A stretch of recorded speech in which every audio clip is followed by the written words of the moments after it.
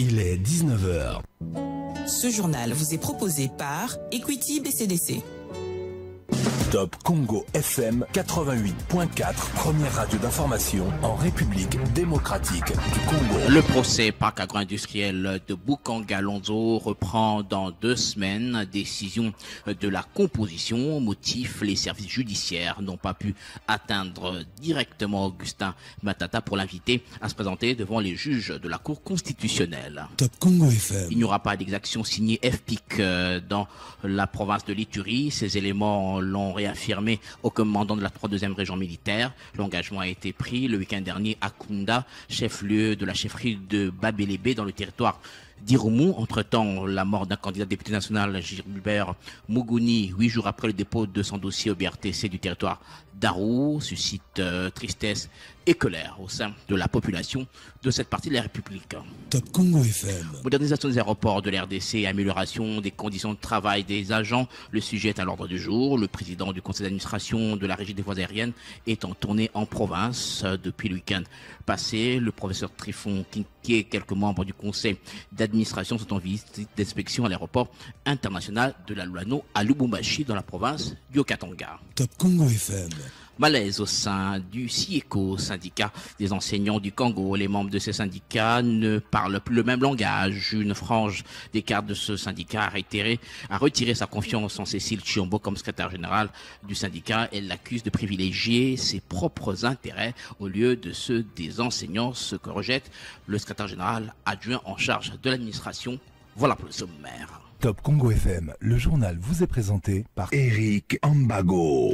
Bonjour, le procès par agro-industriel de Bukanga-Lonzo reprend dans 2 semaines. Décision des juges de la composition. Motif, les services judiciaires n'ont pas pu atteindre directement Augustin Matata pour l'inviter à se présenter devant les juges de la Cour constitutionnelle. Pour l'un des avocats de la défense, les juges, son client, Matata Pogno, va bel et bien se présenter lors de la prochaine audience. On écoute Maître Laurent Niemba. Parmi les 3 prévenus, M. Matata, M. Deogracias Mutombo et M. Chris Grobler, seul M. Deogracias Mutombo a été atteint régulièrement. Et donc la Cour elle-même a jugé bon de renvoyer pour régulariser à l'égard de M. Chris Grobler et M. Matata, mais que la remise était contradictoire à l'égard de M.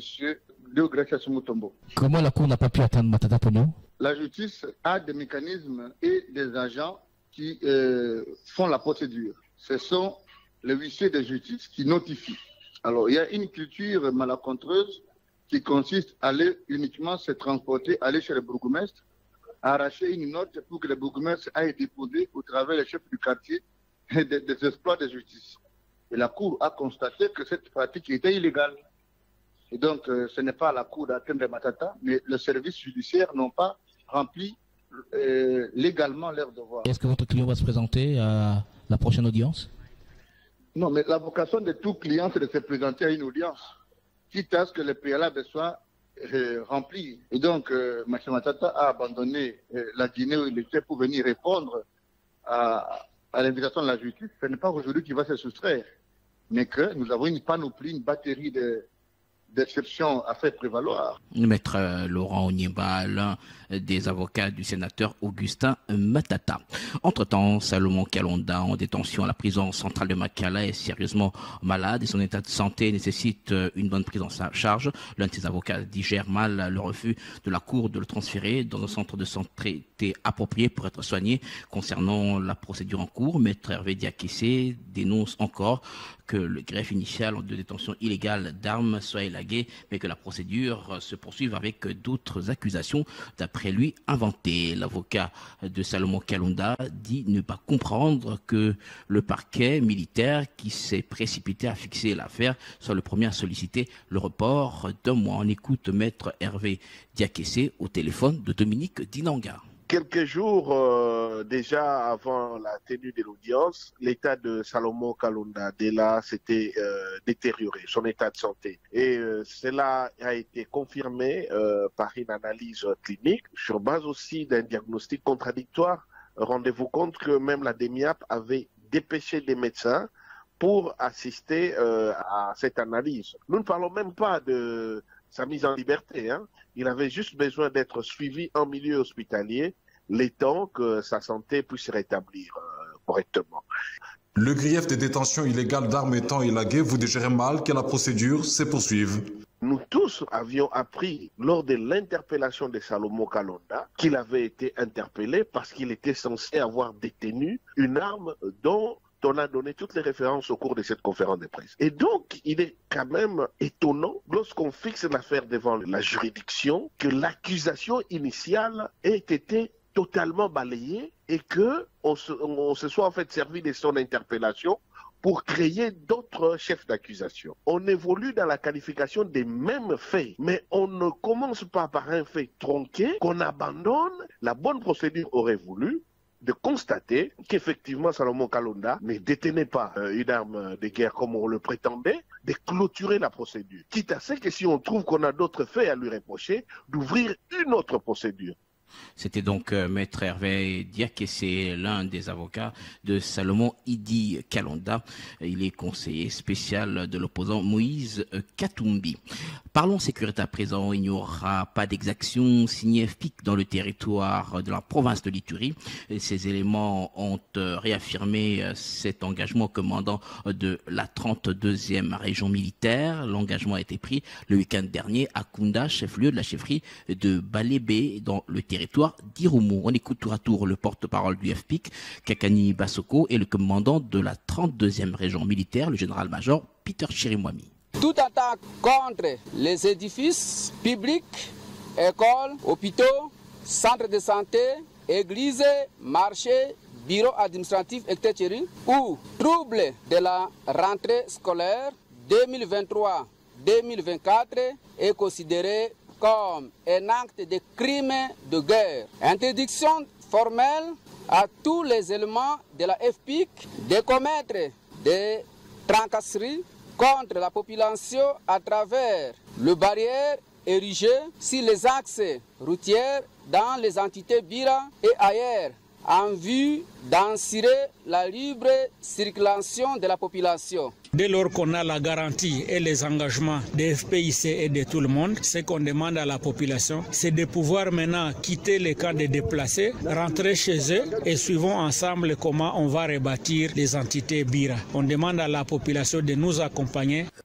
Et entre-temps, la mort d'un candidat député national, Gilbert Mougouni, 8 jours après le dépôt de son dossier au BRTC du territoire d'Aro, suscite colère et tristesse au sein de la population de la région. On écoute Sami Adoubango, notable de la province de l'Ituri. C'est une nouvelle triste qui vient de frapper, je dirais, la jeunesse iturienne d'une façon particulière, et la jeunesse congolaise en général. Avec douleur au fond de mon cœur, d'apprendre la nouvelle de Gilbert Mougouni Drani, un garçon licencié en géologie, donc nous venons de perdre un ingénieur, un garçon sur qui la République démocratique du Congo d'une façon générale et surtout ma province comptait. C'est une mort tragique qui nous laisse perplexes. Il venait de rentrer, ça fait 8 jours passés. Il est allé déposer sa candidature à la députation nationale. Un garçon très populaire, un garçon sur qui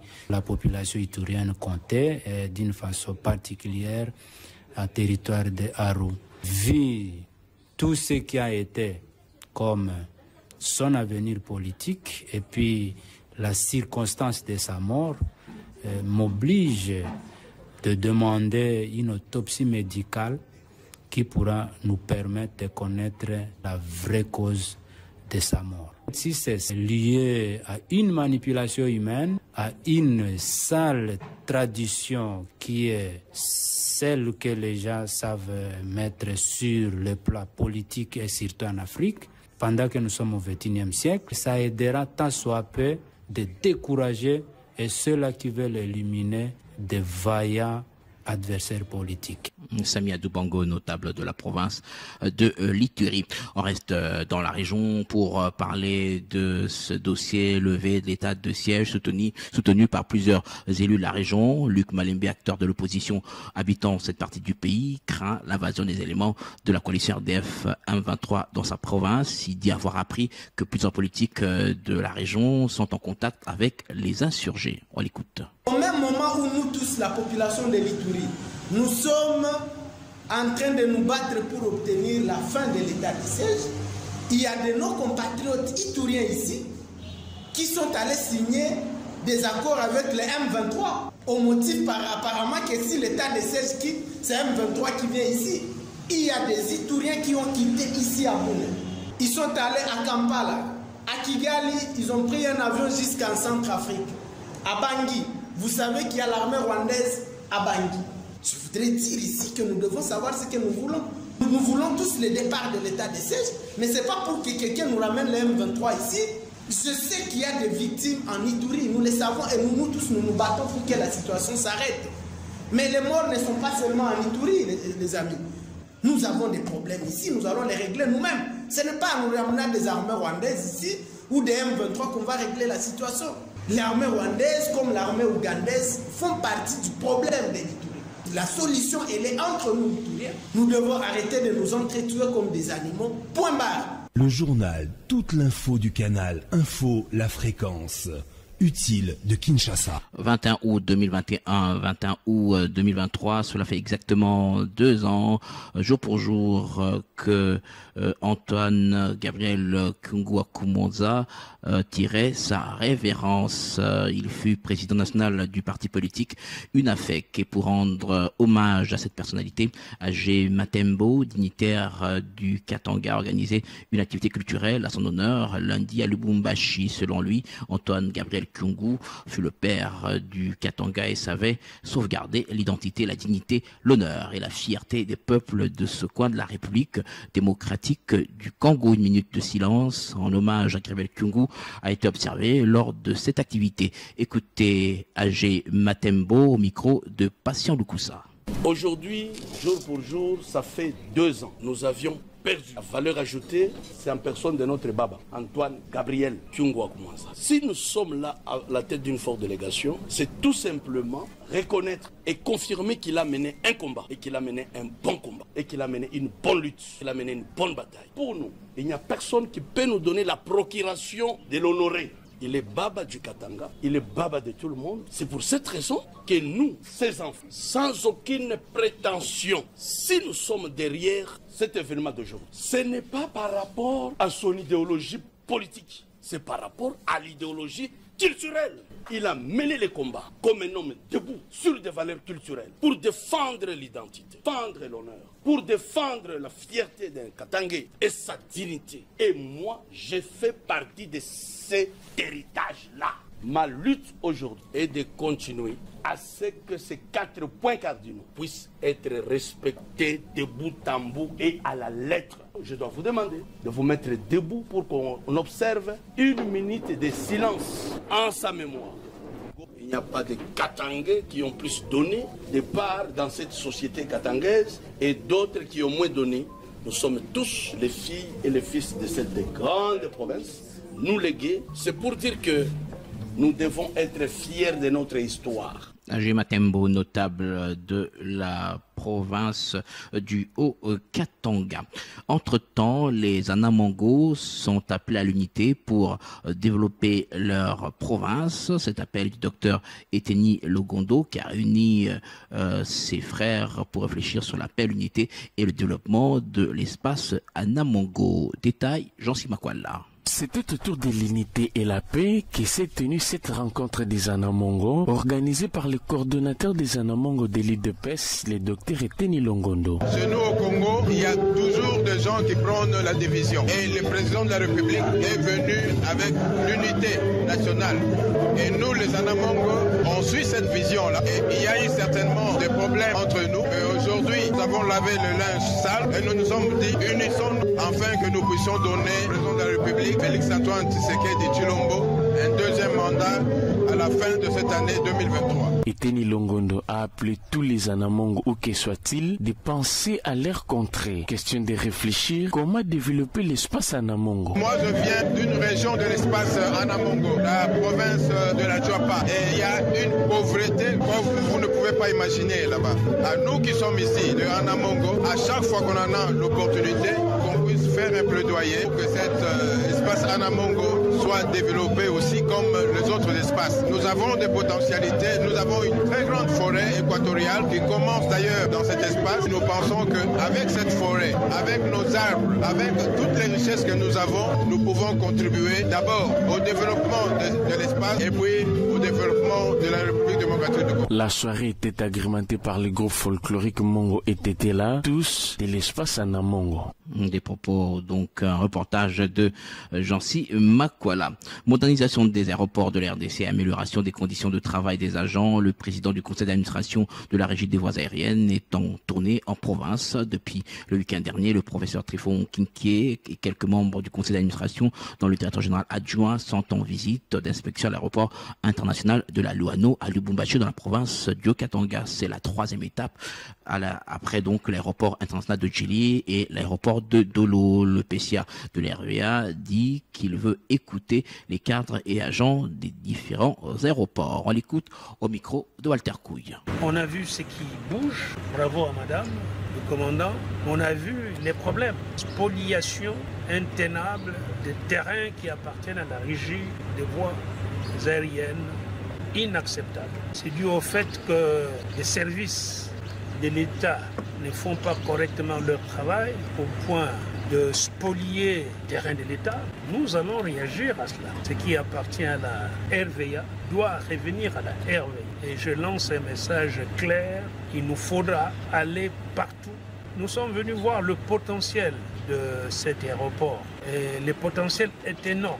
Des avions qui atterrissent, des visiteurs qui arrivent. Nous sommes obligés d'assurer une qualité d'accueil pour que demain, ils reviennent. Plus on aura des visiteurs ici, mieux la province, mieux le pays se portera, mieux l'image sera meilleure pour notre pays. Donc on est obligé de travailler là-dessus. Nous sommes le miroir de ce pays. La RVA, c'est quelque chose d'extrêmement important pour l'image des marques de notre pays. Le professeur Trifon Kinké, le président du conseil d'administration de l'RVA, la régie des voies aériennes. Projet de développement local des 145 territoires dans la province de l'Équateur. Un élu provincial de Lukolela monte au créneau et dénonce le retard enregistré dans l'exécution de ce projet dans ce territoire situé à plus de 180 km en aval de la ville de Bandaka, chef-lieu de la province de l'Équateur. Le député provincial Alexis Koumou évoque notamment le cas de la localité de Bukangamoi, située à plus de 100 km au centre de Lukolela, où les 2 projets de construction prévus ne sont jamais exécutés, mais plutôt transférés vers le secteur de Lusakani, alors que non retenu dans le cadre de ce PDL 145 territoires. Le député provincial Alexis Koumou, qui se trouve en vacances parlementaires dans sa circonscription électorale, interpelle les autorités tant nationales que provinciales pour la gestion de ce dossier lié aux travaux du PDL 145 territoires dans la province de l'Équateur. On l'écoute au micro de Cécile Gomba. C'est pour vous dire que dans certains coins et recoins de cette contrée, ces travaux progressent certainement en dents de scie. Dans d'autres, l'évolution paraît être purement statique. Et dans certains d'autres encore, il n'y a même pas un début de travaux de construction prévu pour la première phase de ce projet. Tel est par exemple le cas de la localité de Bukangamoi, située à plus de 100 km du centre de Lukolela dans le secteur Banounou, où les 2 projets de construction prévus pour ce village se voient aujourd'hui transférés dans le secteur d'Elosakani, où aucun projet de construction n'était prévu dans le cadre de PDL 145T en sa première phase, et cela pour des raisons non encore identifiées jusqu'à ce jour. Par contre, la population de Bukangamoi, qui vient de perdre ces 2 projets de construction à cause d'un conflit de longue date entre ces 2 quartiers diamétralement opposés, ne sait plus à quel sens se vouer et commence déjà à réclamer ce qu'elle va bénéficier en contrepartie de ces transferts. Le député provincial Alexis Koumou de la province de l'Équateur. Dans la province du Congo central, la population de Kolo Kidezo, à 35 km de la ville de Bazagungu, se bat depuis de nombreuses années pour l'électrification de cette cité agricole. Le projet d'électrification mis en place depuis 47 ans n'a jamais été matérialisé. Tout le matériel y a été acheminé, mais ce projet n'évolue pas depuis l'année dernière. Selon Arnold Kianlanda, président de la jeunesse de Kolo Kidezo, les influences politiques sont à la base de cette réalité. On l'écoute. Malgré la présence du transformateur nous doté par le gouvernement provincial du Congo central, il y a cela déjà une année passée. Aujourd'hui, nous sommes déjà en 2023. Il y a une année et demie déjà passée. Alors, malgré la présence de ces transformateurs et une partie des câbles qui nous ont été donnés par les gens de bonne volonté, malheureusement, jusqu'à présent, aucune ampoule ne s'est allumée dans notre chère agglomération de Kolo Kidezo. Donc, pour avoir ces transformateurs, il y a eu des marches particulières, il y a eu plusieurs lobbying et plusieurs couches qui ont fait des bruits pour avoir ces transformateurs. C'est comme ça que jusqu'à présent, aucune ampoule ne s'est allumée. Demandant à la SNEL, celle-ci nous disant que c'est un projet qui n'a jamais été budgétisé. Donc, ils n'ont pas les moyens pour concrétiser ces projets. Mais selon nos recherches, nous avons trouvé que c'est un jeu politique. Donc, il y a des politiciens qui veulent prise en otage toute une population pour leurs intérêts politiques. Donc, nous, tant que les acteurs de développement, nous n'allons pas nous taire. Donc, nous continuons toujours à faire des bruits parce que nous sommes très exigeants envers le gouvernement de notre cher pays. Donc, pour le moment, bien que les transformateurs soit là et une partie des câbles, mais les courants ne sont pas encore dans nos différentes maisons. Donc notre chère agglomération de Kolo Kidezo, qui compte plus de 20 000 habitants, est toujours dans les noirs.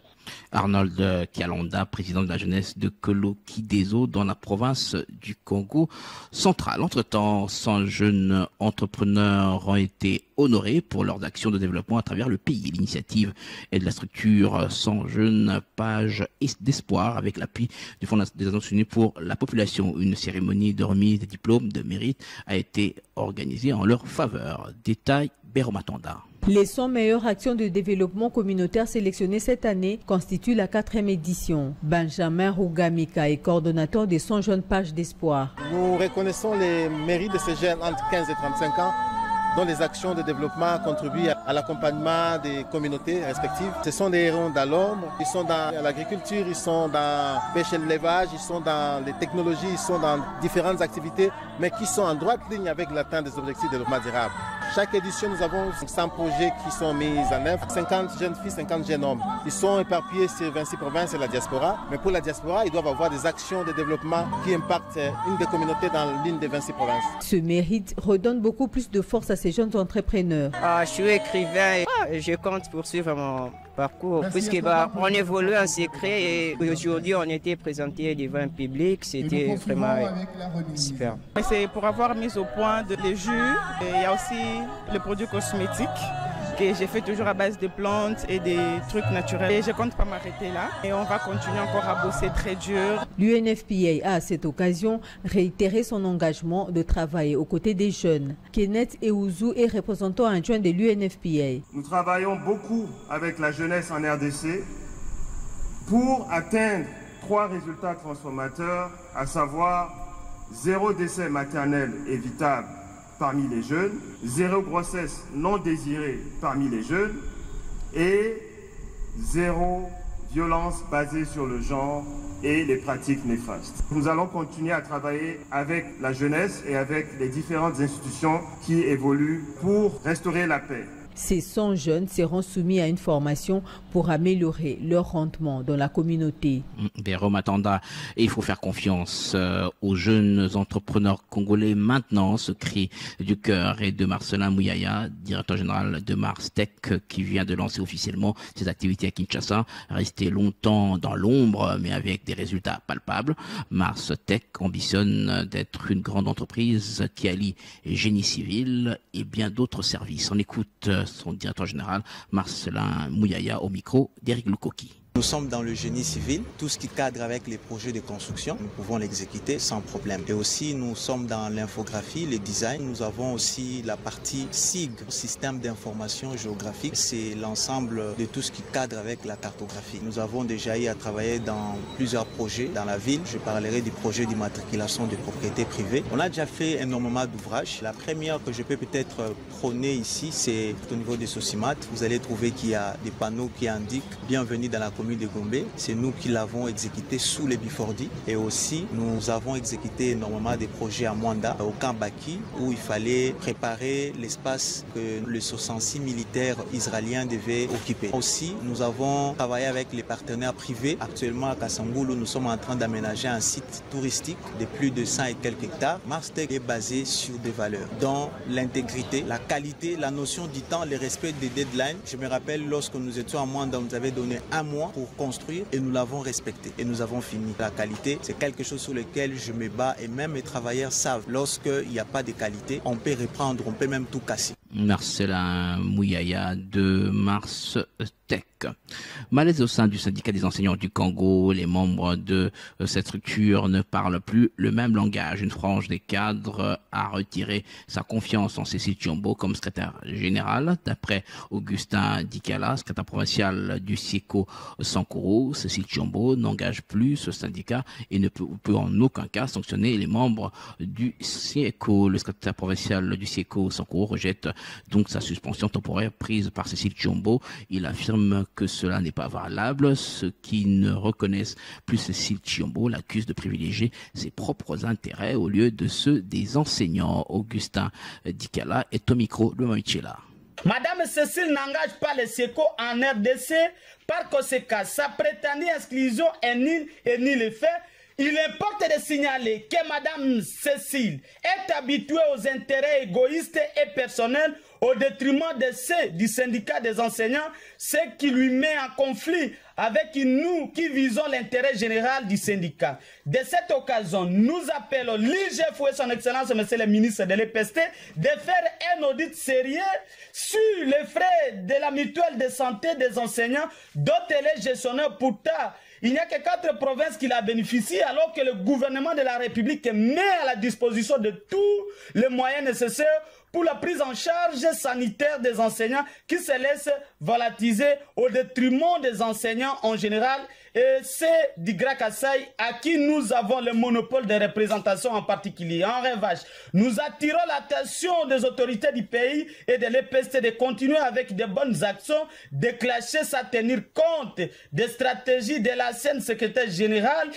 Et en réaction, Rodrigue Ndabiti, la secrétaire générale adjoint intérimaire en charge de l'administration, précise que Cécile Tshombo reste secrétaire générale du SIECO en attendant l'organisation du prochain congrès. Il a souligné aussi que toutes les décisions de suspension prises récemment ont respecté les textes régissant le syndicat. Le secrétaire général adjoint du SIECO en charge de l'administration rejette en bloc les déclarations d'Augustin Dikala. Rodrigue Ndabiti est au micro de Mamichela. Les propos tenus par le secrétaire provincial du SIECO au Sankourou, récemment exclu de manière temporaire de l'organisation jusqu'à la tenue du prochain congrès, sont de nature à nuire au bon fonctionnement de notre organisation. Tout laisse en croire une manipulation claire des ennemis des enseignants congolais qui cherchent par tous les moyens étouffer les revendications des enseignants. En effet, Augustin Dikala, secrétaire provincial nommé par Cécile Tshombo, dans ses propos, fait allusion à une lettre du 5 août rédigée par un autre exclu du SIECO avec pour objet information que les camarades Dikala a compris comme retrait des sceaux ou encore d'un pouvoir quelconque du SG du SIECO. Il est signataire d'une déclaration qui va à l'encontre de celle rendue publique par le SIECO sans en avoir reçu mandat de l'organisation. Les différentes exclusions des camarades du SIECO se sont faites en plénière, c'est-à-dire devant le comité national élargi aux provinciaux. Rodrigue Ndabiti, la secrétaire générale adjoint intérimaire en charge de l'administration du SIECO, le syndicat des enseignants du Congo. Et puis le président du conseil d'administration de la fondation Émile Soumaïli a effectué une tournée sociopolitique au Sud Kivu, précisément dans le territoire des Balégas, celui dont la fondation porte le même nom, a posé des actes de générosité à l'endroit des populations de ce coin du pays avant de déposer sa candidature aux législatives. Gino Réma, Bureau de Charisme.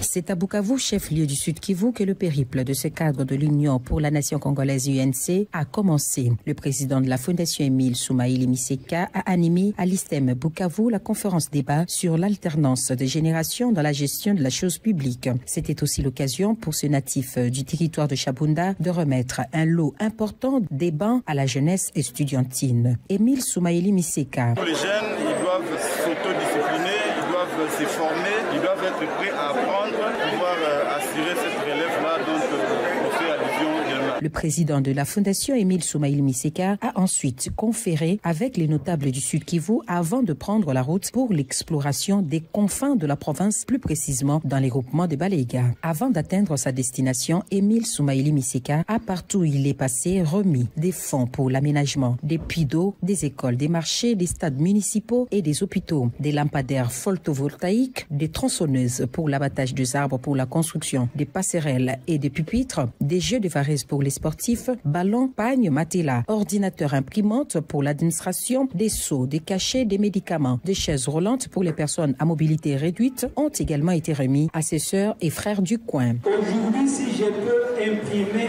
un papier dans mon bureau, c'est grâce à ces grands messieurs que vous voyez devant.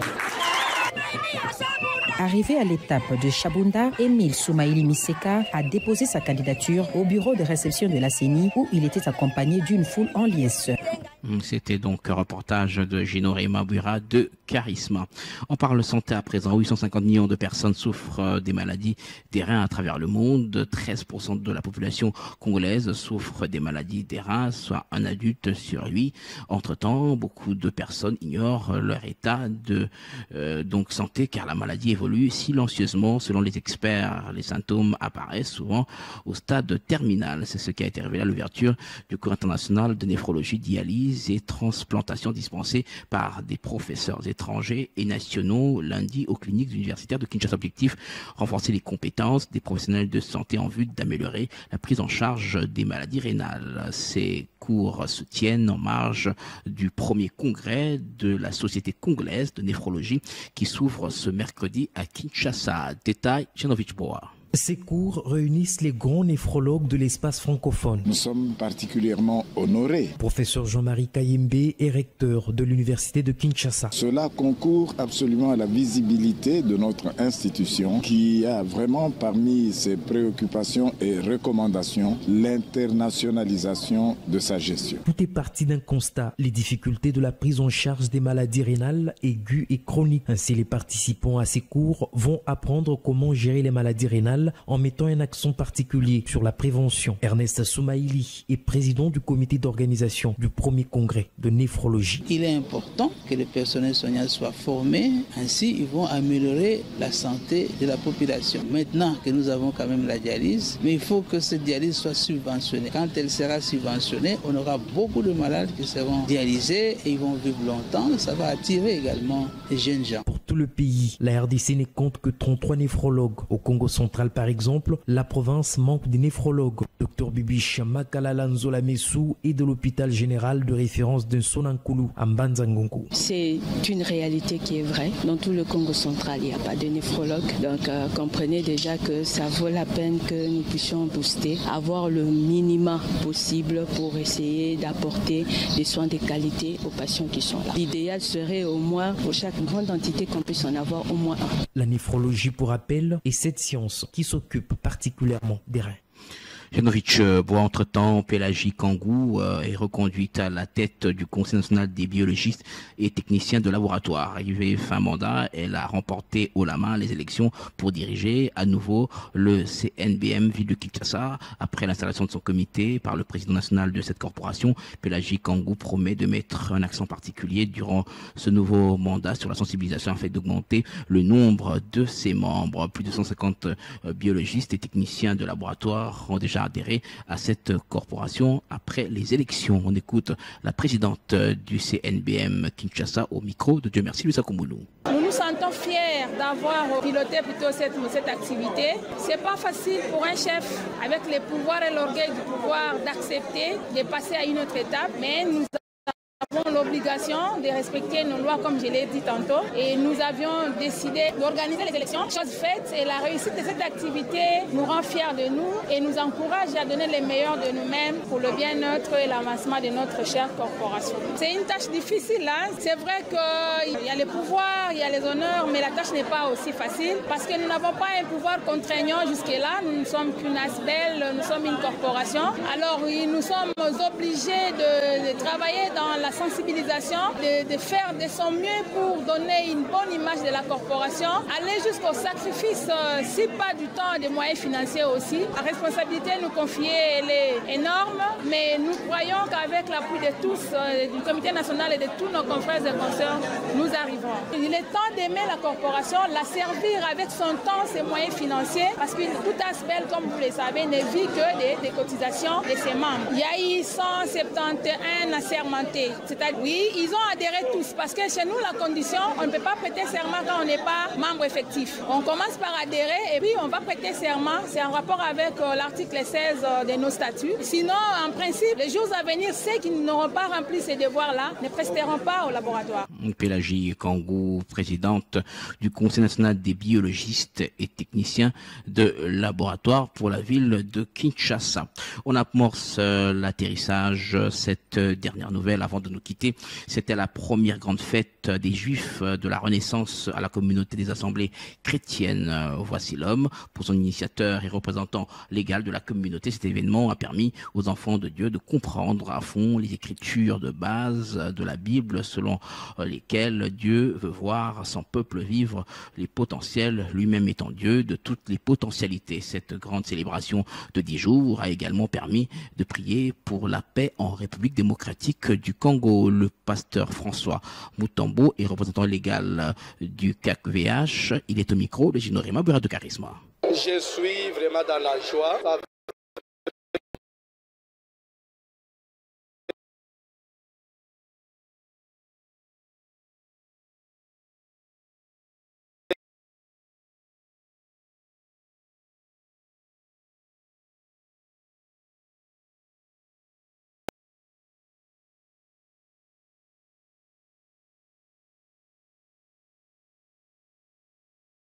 Il nous a fait et pourquoi nous disons que la gloire retourne à Dieu seul. Et comme je disais, c'est une fête de la Renaissance. La Renaissance dans nos esprits, de nos ministères et dans tout ce que nous avons fait. Dieu Tout-Puissant, là c'est en français. On a voulu d'abord retourner au texte de base parce que la Bible n'a pas été écrite en français. La Bible a été écrite d'abord en hébreu puis en grec. Quand on dit Dieu Tout-Puissant, ça veut dire omnipotent, donc Dieu tout potentiel. Nous avons parlé du potentiel. Dieu c'est un Dieu de potentiel. Lui-même est le potentiel et il veut nous voir vraiment, nous qui sommes son peuple, vivre le potentiel. En tout cas, je leur demanderai encore de nous faire confiance parce que nous prions pour que l'année prochaine, nous puissions s'affronter le grand stade. Top Congo FM 88.4, première radio d'information en République démocratique du Congo.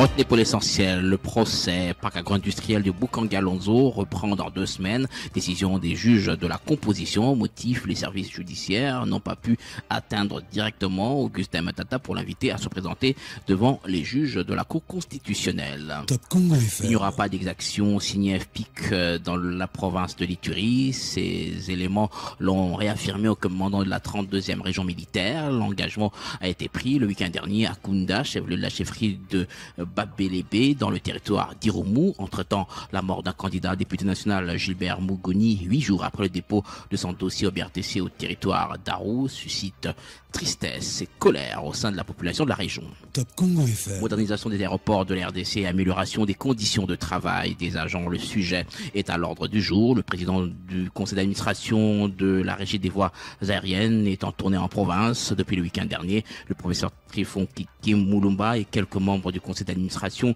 dont le directeur général adjoint, sont en visite d'inspection à l'aéroport international de la Luano à Lubumbashi dans la province d'Okatanga. Top Congo FM. Malaise au sein du SIECO, le syndicat des enseignants. Les membres de ces syndicats ne parlent plus le même langage. Une frange des cadres a retiré sa confiance en Cécile Tchombo comme secrétaire général du syndicat. Elle l'accuse de privilégier ses propres intérêts au lieu de ceux des enseignants, ce que rejette le secrétaire général adjoint en charge de l'administration. Top Congo FM. Ce journal est complètement terminé, mise en onde grâce à Lema.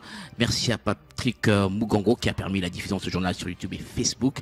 Merci à Eric Lukoki qui a participé à la rédaction parce qu'il n'a pas été à la réalisation. Merci à vous d'avoir bien voulu nous écouter. L'actualité continue sur l'application Top Congo et les réseaux sociaux. À très bientôt. 5 éditions, 18 bulletins d'information. Top Congo FM 88.4, première radio d'information en République.